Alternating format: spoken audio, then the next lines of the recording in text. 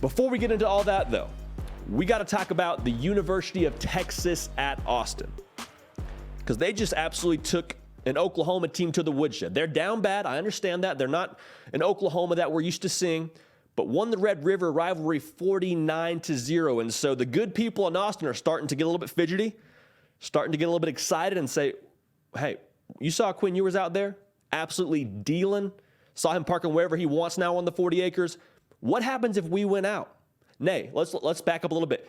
Could we win out? Is that a possibility? One of you asked that question on Twitter. We're going to get to it and unpack it right now for its own segment. So with that being said, what is the schedule that's left for Texas? I'll unpack it for you right now. We got Iowa State at home. Go to Stillwater, Oklahoma. That'll be a very big game. Play Oklahoma State, get a bye week. Then you go to Kansas State, the Little Apple. Play Adrian Martinez and company. That'll be another tricky game, but a very winnable game. Play TCU at home. You go to Kansas in revenge tour kind of fashion. Kansas looking a little bit stronger than you probably anticipated they would at that point in the year. Finish the year off with Baylor, and then you got the Big 12 title, assuming that all goes your way. So here's the good news. Every single game that I just mentioned is winnable for Texas. Here's the bad news. With the nature of the Big 12 and, quite frankly, what we've seen from Texas in the past, all those games are also losable.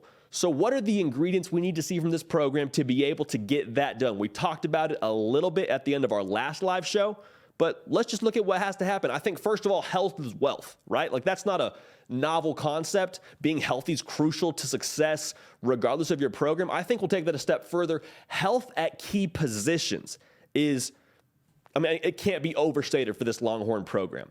We'll start at quarterback. We've seen what they are without Quinn Ewers, and they're not a bad football team. Hudson Card's a guy that could win a lot of games for them, but they're toting that 1L right now from Texas Tech without number 3 in the ballgame, and I promise you, if they win out the rest of the way, the beautiful people in Austin, Texas will be saying, yeah, but if we had Quinn for the whole year, if we have him the rest of the time against Bama, if we have him when we go to Lubbock, those are all games that you put an asterisk next to if you're a Longhorn fan. So health at quarterback, obviously.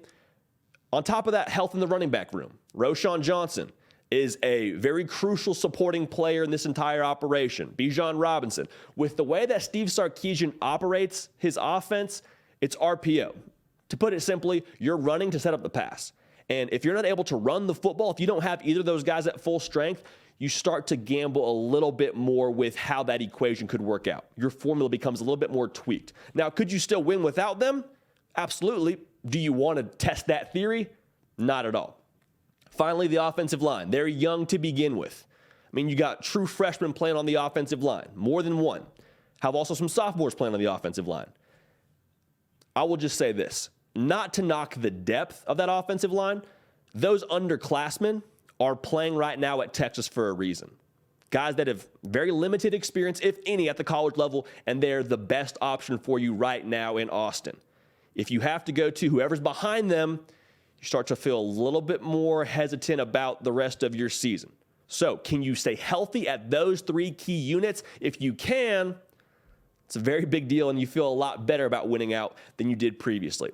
These next couple points are all internal in Austin, because that's a thing we've talked about for a long time. The culture, how it's going to look different under Steve Sarkisian. Bo Davis pretty much revamped that whole program when he went on the bus and told them a lot of things we can't say on air. He gave them his 2 cents, and we've seen a different program this year. Now, does that continue? I think it has to, but here's the first thing I would say.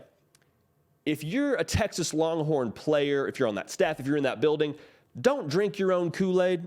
1, it's unbecoming of you. 2, this is a scenario where if you're Texas, this kind of success is new to you.